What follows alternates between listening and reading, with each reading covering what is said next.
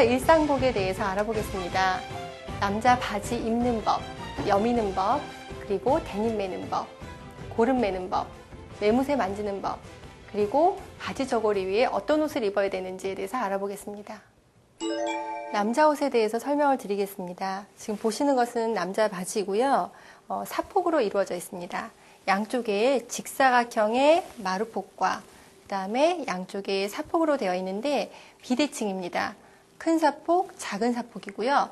큰 사폭이 오른쪽으로 가게 입어야 맞습니다. 바지는 양복 바지처럼 허리에서 입으시면 안 되고 약간은 좀 위쪽으로 올려서 입으셔야 되고요.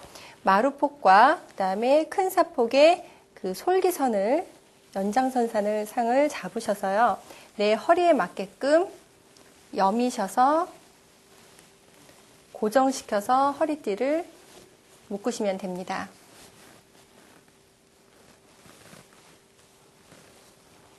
자, 그리고 지금 데님이 묶어져 있는데요. 데님을 묶는 방법은 내 발목보다 크기 때문에 이 부분을 고정을 시켜야 됩니다. 베레선과 그다음에 여기는 이제 마루폭과 사폭이 연결되는 요 솔기선이 있습니다. 요 솔기선을 바깥쪽 복숭아뼈에서 고정을 시키시고요. 남는 여유 분량을 바깥쪽으로 돌리셔서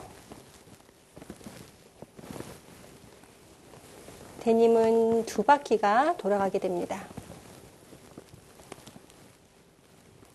안쪽에서 외고름으로 매듭을 묶으시면 되시고요. 자, 매듭이 안쪽으로 가는 것은 좌식 생활을 했기 때문에 바깥쪽에 매듭이 생기시면 가부좌를 했을 때 굉장히 불편합니다. 그래서 안쪽에 매듭을 위치하게 하고요. 이 상태로 입으시는 것보다 매무새를 이렇게 동그랗게 잘 만져주셔야 멋지게 맵실하게 한복을 입는 방법이 되시겠습니다. 이 위에 저고리를 입으시고요. 저고리는 이 어깨선이 앞으로 당겨지게끔 입으시고요. 자, 옷고름을 매시겠습니다. 오른쪽에 있는 이 고름이 좀 더 짧은 고름이고요. 왼쪽에 있는 고름이 긴 고름입니다. 짧은 고름을 위쪽으로 해서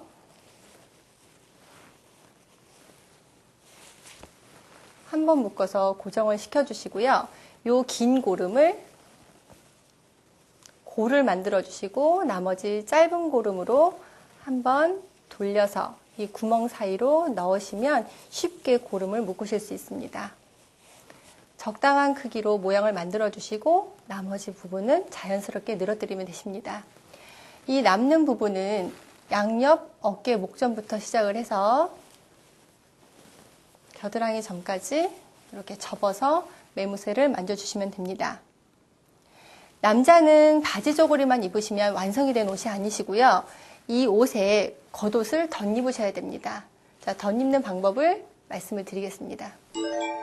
남자 바지 저고리에 조끼를 입은 모습입니다. 이 조끼는 우리나라의 전통 옷은 아니고요. 서양에서 양복이 들어오면서 그 양복의 조끼가 한복지로 만들어진 것입니다. 그때 당시로서는 이 조끼 자체에 주머니가 달려있다는 것이 굉장한 인기를 끌 수 있게 되는 그런 부분이었고요. 이 조끼 위에는 이제 마고자를 세트로 입게 됩니다. 조끼 위에는 이런 마고자를 세트로 입게 되는데요. 이 마고자는 흥선대원군이 청나라의 볼모로 잡혀갔다가 돌아오면서 입고 온 마괴가 변형이 되어서 지금까지 입혀지고 있습니다. 마고자의 특징은 양쪽 그 서피 똑같은 형태로 되어 있고요. 마고자 단추를 채우는 방법은 아래에서 위로, 아래에서 위로, 그리고 단추를 바깥으로 오도록 해서 착용을 하시면 맞는 차림새가 됩니다. 이렇게 하시면은 간단한 외출복 차림새가 되십니다. 그리고 여기에 좀 더 예의를 갖추기 위해서는 두루마기를 꼭 착용을 하셔야 합니다. 지금 두루마기를 착용한 모습입니다. 두루마기라고 하는 뜻은 틈이 없이 두루두루 막혔다 해서 두루마기입니다. 조선시대에는 유교가 정착을 하게 되고요. 예의를 갖춤에 따라서 포라고 하는 것은 가장 위에 입는 겉옷을 말합니다. 이 포 종류가 다양하게 발달을 하게 됩니다. 그 포가, 다양하던 포가 조선시대 말에 갑오경장 때 모든 제도를 간소화하고 개혁을 하게 됩니다. 그래서 다른 모든 포를 없애고 딱 한 가지만 남겼는데 그것이 바로 두루마기입니다. 두루마기는 소매를 넓게 입지 말고 좁게 해서 입어라. 그래서 이런 좁은 두루마기 형태를 입게 되고요. 색상은 흑색으로 제한을 하게 됩니다. 그래서 지금까지도 남자의 두루마기, 여자의 두루마기는 많이 변형이 되기는 했습니다만 가장 기본적인 것은 검정색, 흑색 두루마기를 입으셔야 맞습니다. 두루마기에는 그 재원단의 마후라 혹은 하얀색의 마후라를 하셔도 좋으시고요. 이북지방에서는 이제 방한모로서 지금 이것은 휘황입니다. 이런 휘황을 착용을 하기도 했습니다. 남자의 쓰개입니다.